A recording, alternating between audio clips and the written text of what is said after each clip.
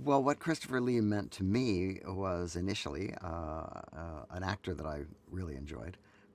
But then once I met and worked with him, he was a valued friend, and I miss him greatly. He was knowing him was a one of the perks of being in the movie business. Well, Christopher Lee was generally considered imperious, and it was something that he played with alacrity in the movies, and sometimes in real life if he cared to. But I found him very warm and very funny. He was very aristocratic, of course. He was a real aristocrat. He was impossibly tall, and was a commanding presence. And I think it led to a career that I'm not sure he would have described as stellar, but it was certainly one of the longer lasting careers of any actor that I can think of his generation. And top it off, he was a fairly beloved figure among his fans. Well, Chris was what used to be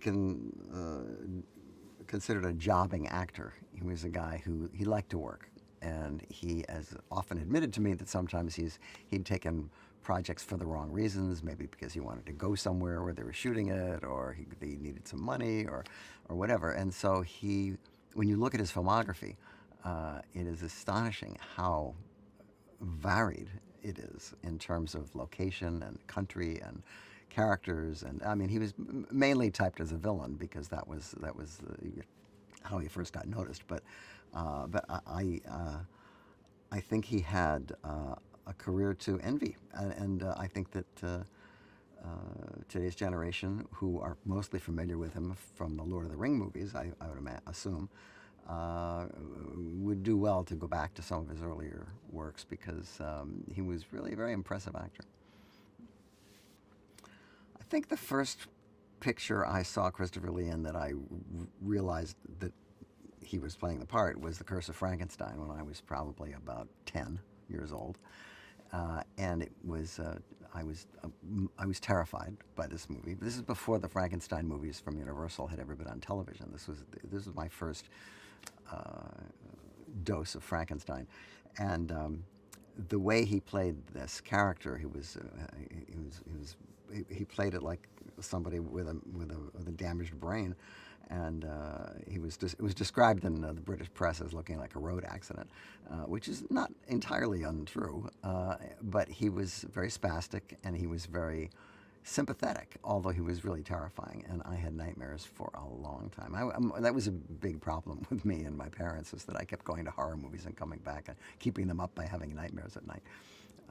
They would ask me, well, these pictures upset you so much. Why do you watch them? And I just said, I have to. I have to. This is what I have to do. In that this was the first color Frankenstein movie, it was also made quite a splash, and it really put Hammer Films on the map for internationally because it was a huge hit, even though it didn't cost a great deal. But it looked good, and the acting was obviously top notch because they had British players, and nobody made fun of it. Nobody sent it up. It was all done completely straight, and that made it even more compelling. And of course, Peter Cushing went on to play Dr. Frankenstein in numerous more Frankenstein pictures, and he and Chris became a kind of a couple in the sense that they would often end up in the same picture together. I think I can't remember 17 pictures, how many pictures they did together, but they were like Laurel and Hardy, you know. They were just you would seldom see one without the other. Well, Hammer wasn't very well known in America because the pictures they were making were generally quota quickies, and the American distributor Robert Lippert would send over fading American actors, and they would be the leads in the pictures, which would allow a sale in America. And so there was a whole series of pictures that Hammer had done, which are not bad pictures, but not exemplary. But they didn't make much of a splash. They were mostly played as second features. And so Hammer didn't really have an identity until The Curse of Frankenstein, where it said a Hammer film production. And we remember that, And when the next one came out, which was The Horror of Dracula in America, it was Hammer Films Presents. And that became a calling card. And Hammer suddenly became a place for people to go to see a certain kind of movie. And that's not to belittle the fact that they were actually making other kinds of movies at the same time. But these particular Gothic movies were especially popular and led to, I think, the acceptance uh, in the American market of period pictures, which generally hadn't been, that popular unless they were swashbucklers.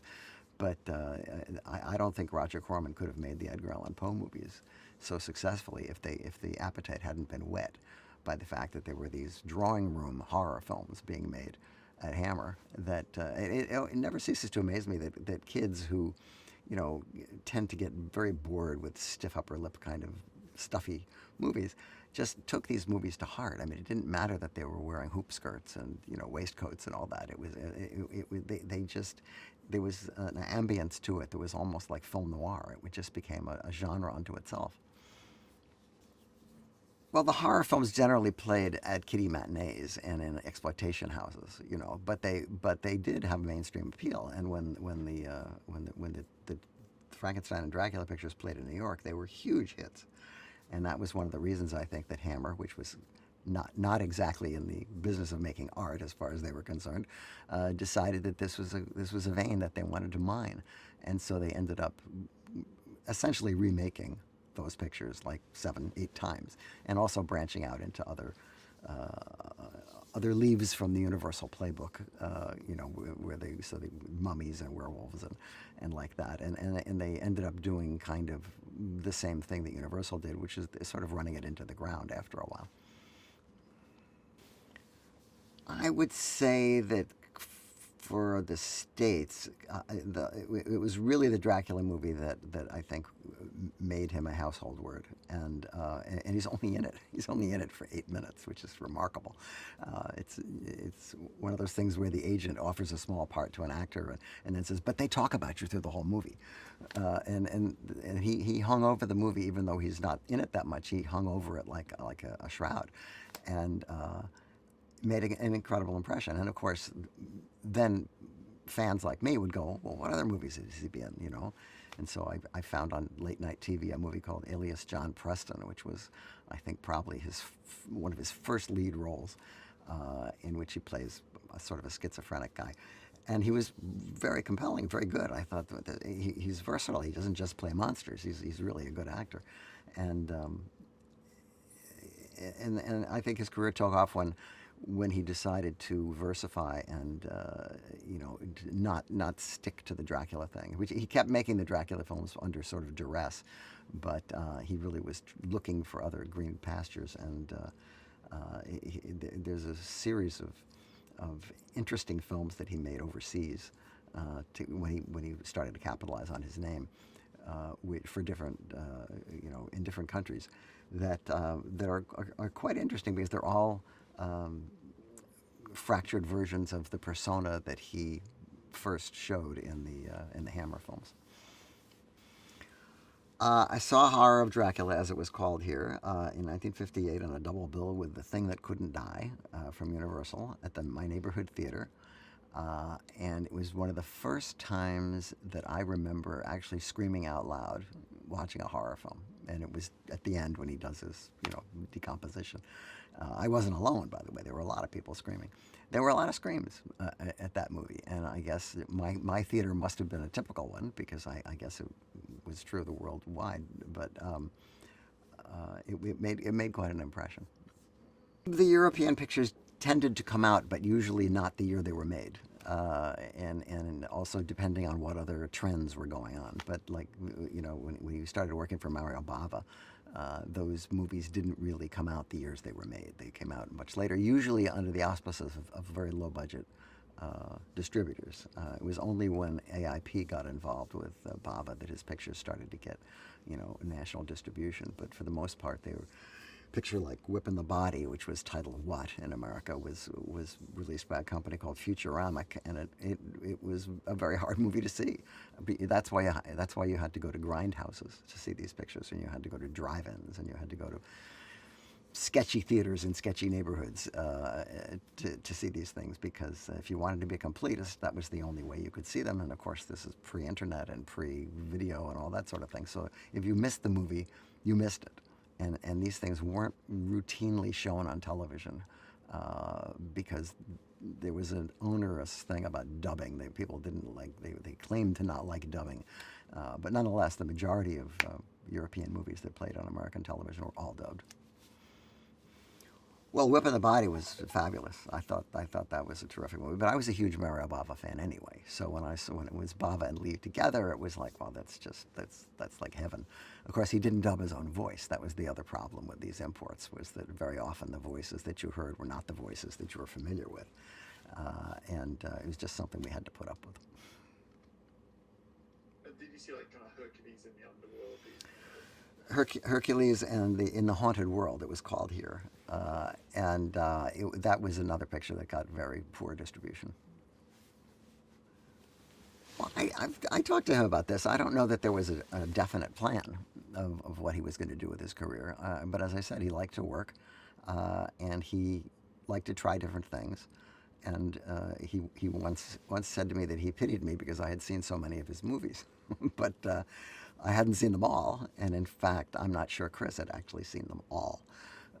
But there are some very interesting obscurities in his career. But it really wasn't until he took a trip to America and decided to stay here for a little while and try to integrate himself into the Hollywood community that he started getting the kind of parts that I think he really coveted.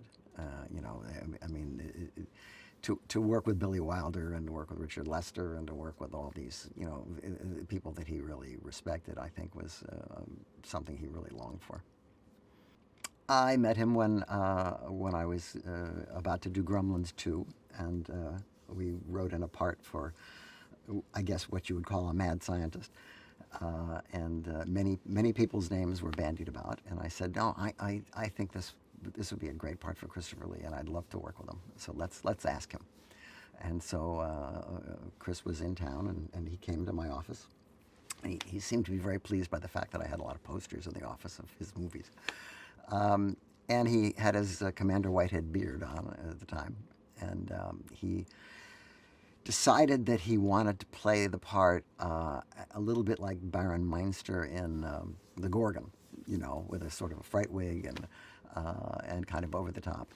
And I said, Chris, I think you better come and look at the set. And so we took him down to the set, which is all metal and gleaming and austere and off-putting. And he said, I get it. I get, you want Christopher Lee. I said, yes, that's what I want. So he shaved off the beard, and he played Christopher Lee straight, which is exactly what would be funny about the movie. And he's great in the picture.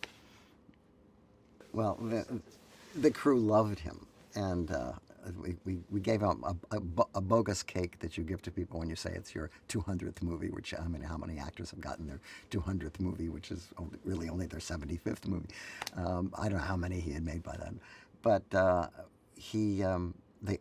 crew loved him, and every single one of them said goodbye to him on the last day. I mean, I think he really felt accepted on a level that maybe he might not have been on a picture where, he was one of the bigger names in the movie, so maybe that helped. But it was a joy working with him, and it was fun cutting him. You really learn a lot about an actor when you have to cut their performance, because you're on the set and you're doing take after take, and you have these things that you think you want to do or they might want to do, or you try this, you try that. But it's only when you get into the editing room and start to sculpt around that you see what an actor is capable of, and the varied things that they can bring to a part.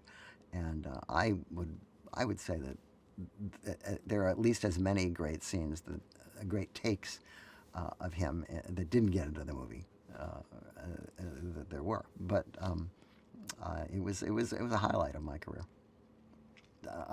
We tried to get we got along so well that we tried to get some other things off the ground. We had a Sweeney Todd project with Peter Snell, who was the producer of The Wicker Man, and it was written by Mike Parry, and Vanessa Redgrave was going to play opposite him.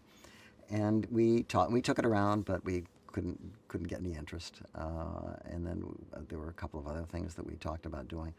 Um, but none of them ever came to be. But it didn't matter because it gave me an excuse to see him every time I went to England, and I used to run into him and his wife in airports all the time. I don't think there's ever been an actor who's scored more air miles since Bob Hope. I mean, this guy was constantly traveling, and it was just remarkable. He was with his little, you know,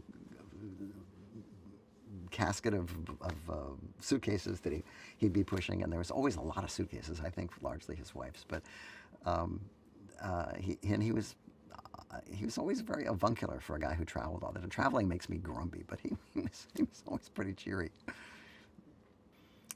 I would go to his house at Cadogan Square, and which had the greatest afternoon light that I've ever seen in an apartment. I mean, right around 4 o'clock, this yellow light would come in, and it was just great. And he would feed me Calvados, which is something he liked to drink, which I gagged down, and we'd go to dinner. I mean, it was just, it was a relationship. It was great. Yes, he was quite the golfer, and I gave him my father's books and techniques, the 4 magic moves to winning golf, and he tried out the conservation of angular momentum technique, which my father pioneered, and it claimed that it worked for him. In his apartment, he had also his World War II room, which was all of his memorabilia from his days in the OSS, or the various things that he did, and he was inordinately proud of his World War II work, to a point that it almost seemed like a separate part of his life. Not the one that he was living now, but the old Christopher Lee had. The one who wasn't an actor. Well, I had been warned before I met him that he's unapproachable, and he's stern, and he's got no sense of humor, and I assumed that he had been on some projects where he just, I guess, thought were beneath him and acted accordingly. But I never saw that. I never saw that side of him. I only saw a guy who loved his work and loved the movies, and felt grateful for the opportunities that he'd had, and genuinely connected with people who were on his wavelength. I guess I was one of them. He was a people person in that sense, which belied his image. But as I said, I thought he was very warm. And when the subject would come to Warner Brothers cartoons, as it often did on my sets, he would start doing impressions of Yosemite Sam, and he and Peter Cushing used to get together and trade impressions of Warner Brothers cartoon characters, and it's hard to reconcile that with the guy who played the bloody judge, but that's who he was. Oh, I think largely in the making of Gremlins too. When you work with actors intimately, you get to know a side of them that you don't get to see offset, and he had one of the problems he had on the movie was that he had this terrible stomach flu, which made it difficult to do long takes, and he referred to it as entrails of troubled horse, and so he ended up spending an inordinate amount of time at his trailer, but it never soured him. I mean, he was always up for whatever we needed to do. Well, obviously, I followed his career, and I generally tried to see most anything he was in that was seeable. I sometimes wondered at his choices. I would sometimes turn on PBS and wonder why he wasn't in this period thing that I was watching. um, and I would say maybe half the movies that he made are more or less forgettable, in the sense that they don't really exist in the minds of most people because they don't have anything other than him. They don't have any real meaning. Some of them are, just commercial movies that were made to make a bunch of money and often have a bunch of big stars in them. And all actors, need that kind of thing because that keeps the bills paid. But as you know, there weren't a lot of Wickermans in that group. But again, he was no dummy. He really recognized what a remarkable opportunity that picture was for him, even though it was so spottily distributed, and it had its post-production problems, but it did get rediscovered, and I'm proud to say that I had something to do with it because when they were trying to get a distributor, they sent a print to Roger Corman, and he didn't want to distribute it, but they said, well, can you give us any advice? And he said, well, I think if you should take one night and compress it into, or 2 nights and compress it into one, or something like that. And so he gave them a list of cuts, and they made those cuts, and that's the movie that was released in Britain, is that version. However, the uncut version was sitting in Roger's garage, and when I found it, I immediately took it to the Gordon Theater, which is a theater in Hollywood that used to run on Saturday nights a midnight show where they used to run mostly trailers, but they would occasionally run an unannounced feature. And that's when most people that I knew saw The Wicker Man. It was the first time I ever saw the whole thing of The Wicker Man. And ever since then, I always wince whenever I see a cut version of the movie because I think it's so much better uncut. And then I found on a label called Magnum Video, I found that there was a prologue of the movie involving Sergeant Howie and his friends at the police station on land before he goes to the island, which is actually a very important part of the movie, and I have never seen as part of the movie anywhere except on this Magnum Video release. And I think there's so many cuts of this movie now: the director's cut, the special cut, the new cut. The longer the cut, the better, is all I can say. And the one that has the credits over that scene at the beginning is better than the one that has the credits over the plane flying over the island.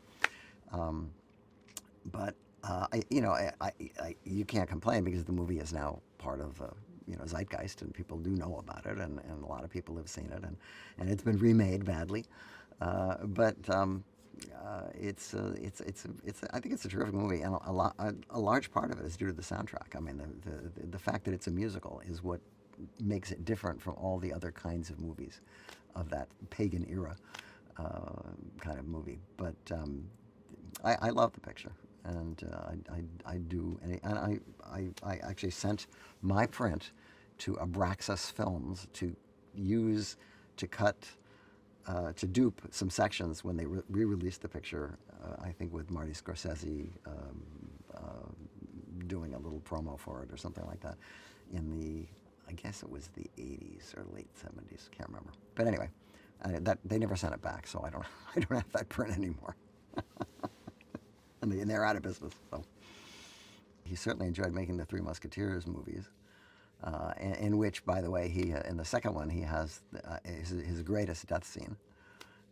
Michael York stabs him and he dies, and this look comes over his face where you see there's a human being underneath the villain, and it's those movies are just great. Talked about Oliver Reed a lot. And I'm working with Oliver, and he just, he's an actor. He talks about all the stuff he's done, with all these different he's worked with everybody. The need to express himself and the need to work was paramount. I mean, he didn't like indolence. That's one of the reasons he did the music. That's one of the reasons he did the heavy metal stuff. Is everything. He was constantly keeping himself busy. And he was not a guy to rest on his laurels. In fact, he didn't even particularly like revisiting his laurels. He was always looking forward to what was the next thing that he was going to do. Well, I miss not knowing that Christopher is around to call. I no longer have it, but he did leave a message on my answering machine for me. So when he was in town, he left a message as Christopher Lee on my message machine, and it inadvertently got erased. And he said, he would always say, next time I'm in town, I'll do it again. But he wasn't in town. Well, we were actually trying to get projects off the ground. So I mean, it was a business relationship, it was an artistic relationship, but it was mostly a friendly relationship. And I was always interested in what he was going to be doing next. And then he did a couple of pictures for John Landis after that, uh, and um, and we talked about that, and we had that in common. And he was a great friend to have, and it wasn't just that I know Christopher Lee. It was like that he transcended all that. He was just a fun guy to be around for me.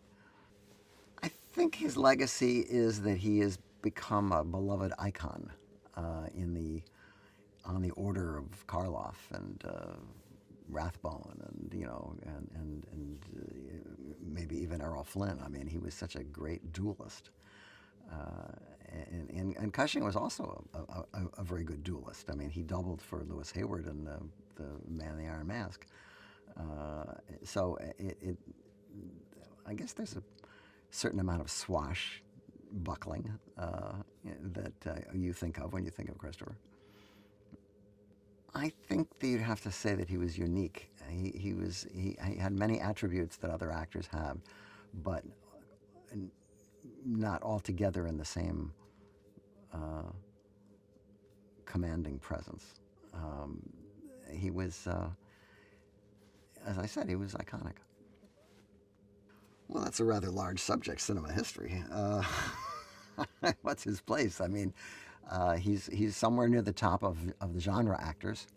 I know that he probably wouldn't want to be considered entirely a genre actor because he was so varied in his talents, but he did make his niche in that area, and I mean, when you think of Vincent Price, you think of Christopher Lee. You think of Peter Cushing, you think of Christopher Lee. You think I think of Karloff, the Christopher Lee, and he worked with John Carradine. He worked with a lot of other genre icon people, and he genuinely enjoyed, with certain exceptions, the people that he worked with. He was never quite the leading man. I mean, he flirted with that occasionally, but he played Henry Baskerville, but that's not the lead. You've got to you got to really scratch your brain to think of, okay, no, it was a picture where he was just the hero, and he was getting the girl at the end and all that. I mean, usually he was a cad. In Two Faces of Dr. Jekyll, he was a cad. He wants the girl, but he doesn't. He's not a good guy. Um, uh, I'm All I can say is that for somebody who worked as long as he did, uh, and as consistently, um, that he has a fairly unique place in history because there aren't a lot of other people who can match that. I always say Horror Express, which I think is a very undervalued and wacky and clever Spanish movie with Peter Cushing, and it's a really it's a nutty movie with a weird premise, but it all takes place on a train, and it's got a science fiction premise that is really much smarter than the majority of those films. Uh, he visited my house, and I took him to a local restaurant in Hollywood called Marino's, and it was an Italian restaurant, and he ordered, and they made a big fuss over him because they recognized him, and they were, anything we can do for you, Mr. Lee, anything, and so he ordered scallops, and and he wanted to make sure that they were fresh scallops and that they weren't frozen scallops. And he said, and then the guy, oh no, of course they're fresh. So they bring the scallops, and Chris puts his fork down on his dish, and he turns to the waiter and he says, "These scallops are frozen. Don't tell me I don't know the difference between a frozen scallop and a fresh scallop. I've been to restaurants from Madagascar to, what," and he just went on this rant. It was so funny. The guy was so embarrassed, and obviously they were frozen, so he was right. So they gave us a free dinner. Well, I think the saddest thing about this documentary is that it can't be narrated by Christopher with his sonorous voice. He had one of the great voices in film, as you know if you've listened to any of his audiobooks or even the music that he's made. Uh, I think probably putting him in context is a good idea, and I think that hopefully this examination of his career will turn more people on to him. Because he's been gone for a little while, and dying is not a good career move, as we all know. But there are people like James Dean who managed to die at just the right moment, and people think of him just as if he was here yesterday. And I think that may be true ultimately with Chris.